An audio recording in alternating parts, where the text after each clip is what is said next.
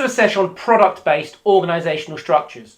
So product-based organisational structures is when the business organises teams and they're around each different product, or it could be product range, sometimes called product line. Each team has its own 1. Marketing, 2. Operations, and 3. Finance departments, but the 4th functional area, human resources, is usually centralised in a product-based organisational structure.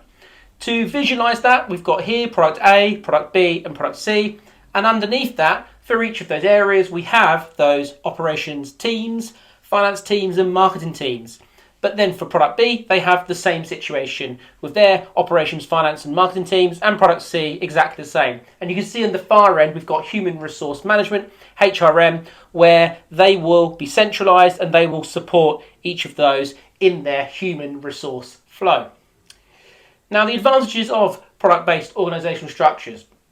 Numero uno, well, focused expertise in each of these product lines or product areas. That makes each of these more productive because they're niche to their particular area.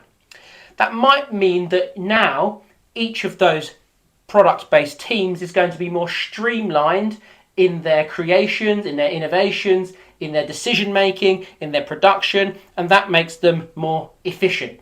And more efficient can be linked to a lower cost per unit.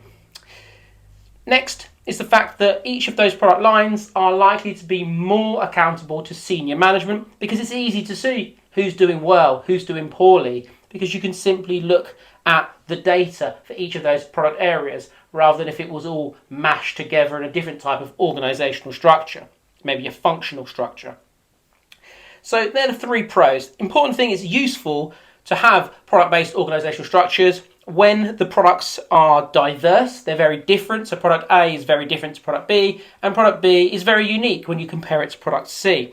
So it makes sense in that type of environment because therefore it requires specialised, it requires dedicated management for each of those product-based areas. Now, the disadvantages, the problems with product-based organisation structures is simply that you've got duplication here. You've got an operations team here, an operations team here, an operations team here. We don't even know how many products or product lines there might be in some of the businesses that are featured in your questions, and that could lead to diseconomies of scale. There's definite duplication across here. That, you could argue, is inefficient. It's not efficient, it's inefficient.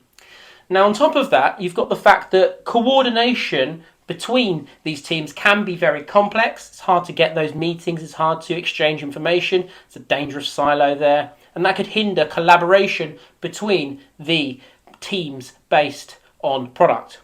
So it's very, if you're thinking mechanistic, organistic, it's very mechanistic, this system. It's very rigid. And so because of that, it is slow to react to any type of external change. And that's a key flaw with product-based organisational structures. Hope that helps. See you at the next sesh.